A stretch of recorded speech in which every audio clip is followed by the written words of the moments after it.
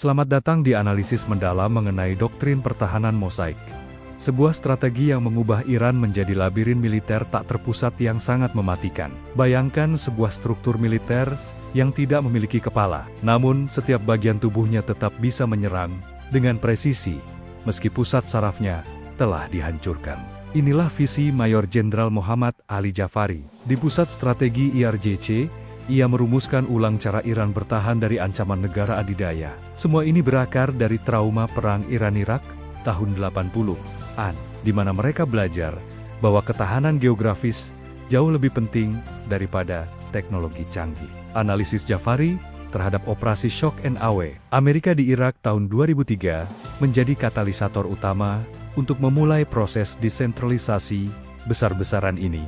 Mari kita bedah anatomi 31 Komando Mosaik, sebuah sistem yang dikenal sebagai Sepah-e-Estani. Di layar ini, Anda melihat peta Iran yang perlahan pecah menjadi 31 sel otonom yang bercahaya. Setiap sel adalah mosaik pertahanan. Setiap provinsi kini memiliki intelijen lokal sendiri, gudang amunisi mandiri, dan yang terpenting, rantai komando yang sengaja diputus dari Teheran. Senjata rahasia mereka adalah instruksi umum pracetak. Ini adalah cetak biru serangan yang sudah disimpan di setiap bunker daerah. Jika komunikasi pusat mati total, instruksi ini otomatis menjadi hukum tertinggi bagi komandan lokal untuk melancarkan serangan balasan. Melalui rencana Moin, unit elit Military Malim Regisi melebur dengan paramiliter Basij di ganggang sempit kota, siap untuk perang gerilya urban yang panjang. Kini, mari kita simulasikan sebuah skenario titik nyala di tahun 2026, yang kami sebut sebagai Operasi Epic Fury. Langit Teheran terbakar oleh rudal presisi musuh. Dalam kekacauan ini, kematian pemimpin agung Ayatollah Ali Khamenei terkonfirmasi.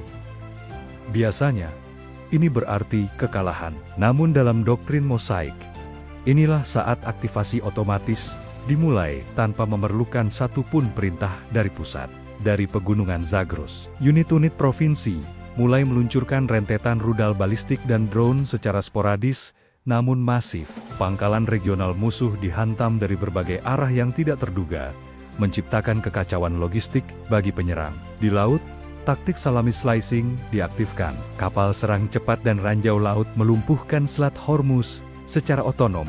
Namun, apa yang terjadi di dalam gedung kekuasaan saat perang berkecamuk di luar? Suksesi dinasti mulai terbentuk di bawah bayang-bayang militer. Majelis ahli berada dalam tekanan komandan IRGC.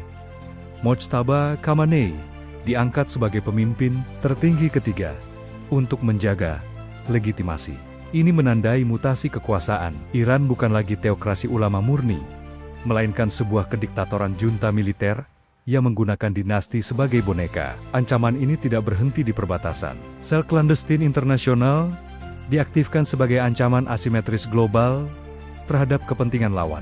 Pada akhirnya, doktrin Mosaik menciptakan sebuah labirin tanpa pintu keluar. Masalah terbesarnya adalah sistem ini tidak memiliki tuas rem politik. Jika pemerintah di Teheran ingin berdamai, unit-unit fanatik di daerah mungkin akan terus menembak, karena mereka dilatih untuk tidak percaya pada kompromi. Inilah tragedi strategi ini. Sebuah peradaban yang terkunci dalam atrisi permanen dan perang yang tidak pernah bisa benar-benar berakhir. Terima kasih telah bergabung dalam bedah strategi ini. Tetaplah waspada, karena dinamika geopolitik akan terus berubah di luar kendali kita.